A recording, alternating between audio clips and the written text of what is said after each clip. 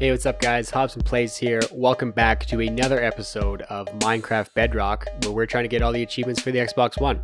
In between episodes, I've been breeding up some cows and harvesting leather and beef from them, and I've been spending lots of time at the trading hall getting our villagers set up with their trades.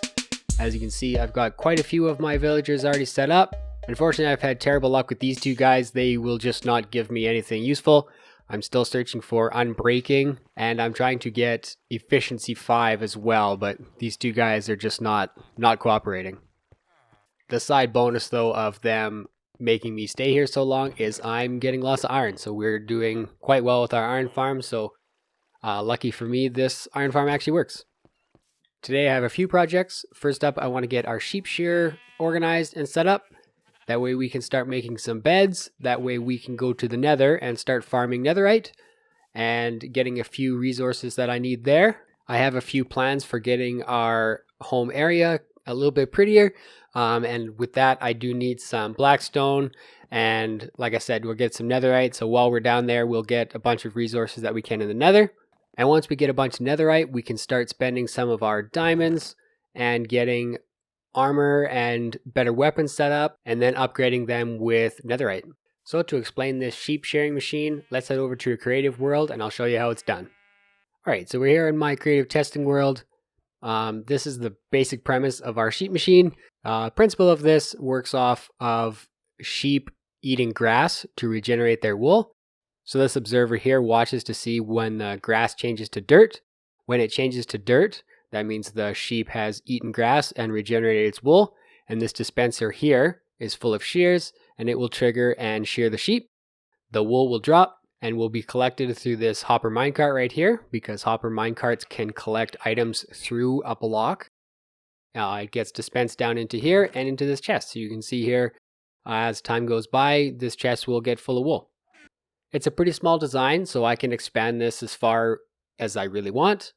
I'm thinking we're going to do 4 modules in our actual world, but let's head back over there and we'll start building this up. So I think I have everything. I plan on building this machine just over here by our cow killer. Later on, as I kind of mentioned, I have some design choices for our farm area here, and there's going to be a large building, so I'm going to try and keep this as compact as possible. But anyways, let's get to work.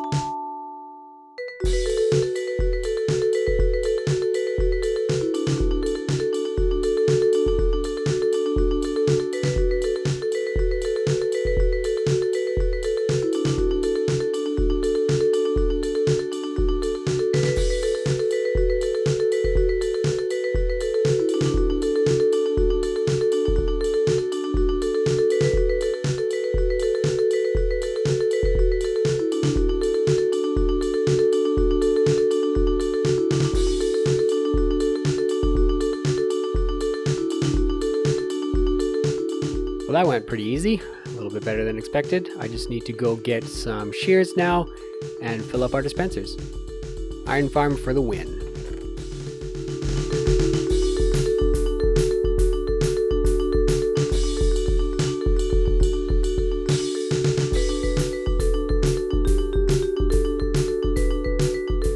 Right on, now the only holdup is letting grass grow. It's pretty slow, so I should have probably silk touched some grass blocks and put them there, but we're not really in that much of a rush. Alright, while we're waiting for our grass to grow, for our sheep shearer to work, let's enchant some tools so that we can go mining in the nether. I crafted up a sword to go along with our pickaxe, so let's see what kind of enchantments we can get on these. Sharpness, okay. Sharpness and fire aspect, not great, but it'll work. And how about our pickaxe? Fortune 3, that's a good start. and Unbreaking 3. Wow, that's pretty lucky there. Wow. All right, I'm not going to make any diamond armor for now. I'm not really worried about it, just in case disaster strikes. But we can head over to the Nether and I'll show you guys what I've started working on so far. So I have here a little minecart down to where our mining area is going to be. I figured this way it'd be just easier to get all the way to and from our Nether mining area. You can see here I dug out a little space. Just to do a quick overview of what's going to happen here, we're going to dig a tunnel straight down this way. And just like mining diamonds in the overworld, Y12 is the space to go. So let's go a few blocks over. And we're going to mine out 1, 2, 3, 4, 5. And on the opposite side as well, 1, 2, 3, 4, 5. At the end of it, we're going to place a bed. We'll do it on both sides. For anyone who hasn't played a lot of Minecraft, sleeping in the Nether is not possible because this happens. Maybe I should have brought a fire potion. Anyways, as you can see, beds explode, and with any luck, we're going to expose some useful materials. Netherite does not explode, so these explosions are safe to expose the Netherite. Maybe on this side we'll find one.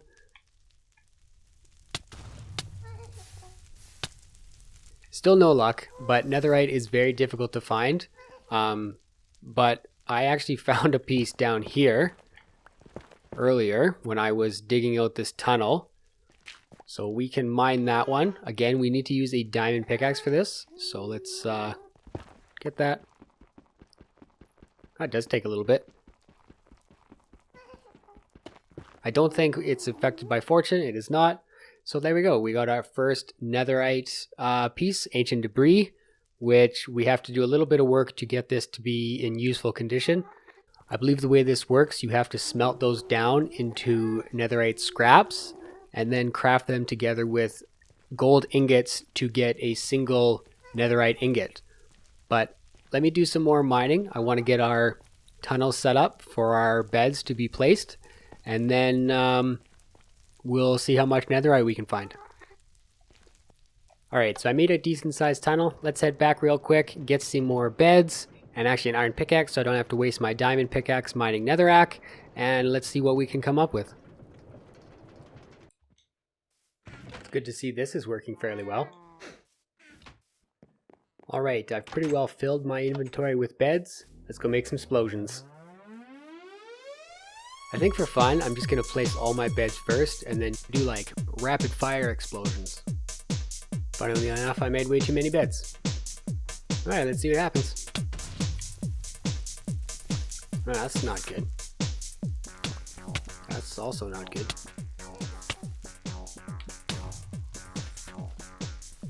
Oh, my favorite, gravel. If you're doing this, make sure you check your health occasionally to make sure you're not dead. Ancient debris.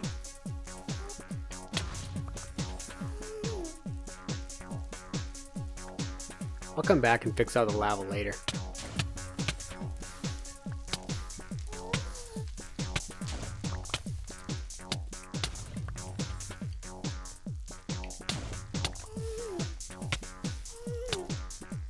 Shoot. If you're doing this, make sure you check your health occasionally and make sure you're not dead. Well, that was an error. Oh, and my card's gone. Hopefully everything's still there. Lost my diamond sword, I guess. Well, one more time. Let me put out all these fires and gather up whatever resources I've uncovered, and I'll be back. Alright, so I cleaned up my inventory a little bit, and this is what we found. I got quite a few gold nuggets, a stack and a half of nether quartz, and I found 4 ancient debris. Not the greatest rates, considering a quarter of that I found underneath my rails.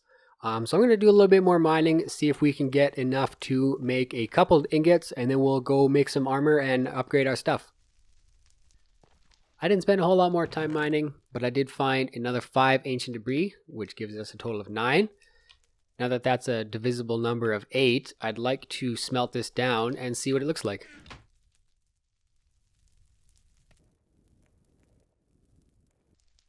All right, we got 8 scraps. I think how this works is we combine this with gold ingots to make it into netherite scraps. Let's see. Oh, I need a bunch, I think. Yeah, look at that. Netherite ingots. Let's make them all. Wow, an hour probably of work, and I got 2 ingots. Excellent. Let's head back to the overworld. I'm kind of tired of being on fire, and we'll investigate how to use these netherite ingots.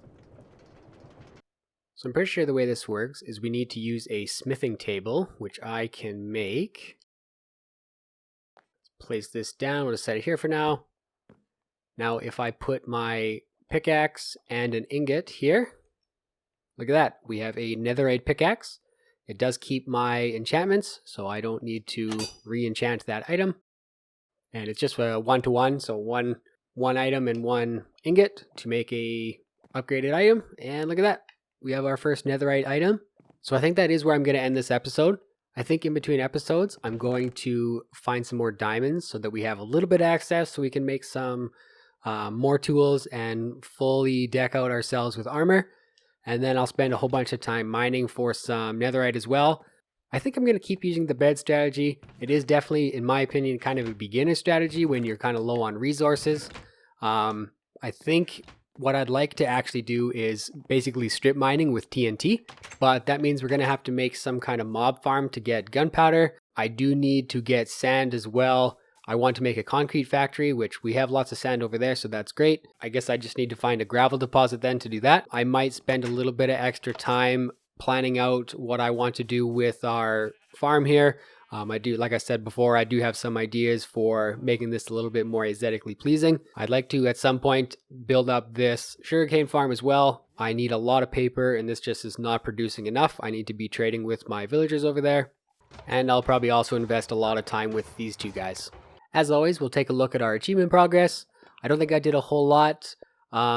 Looks like I got 2 more achievements, passing the time and the haggler. Like I said, I spent a lot of time with my villagers, so I would have gotten that achievement just off camera. And same with passing the time. It's just one of those achievements where we're just playing and you get it as you kind of progress. But that's it for me. Thank you so much for watching. I have a few different plans for next week's episode. I'm going to do a tutorial on the iron farm, and as well I'm going to show a little bit of gameplay of a game that's pretty well taken over my life, but I'll see you in that one.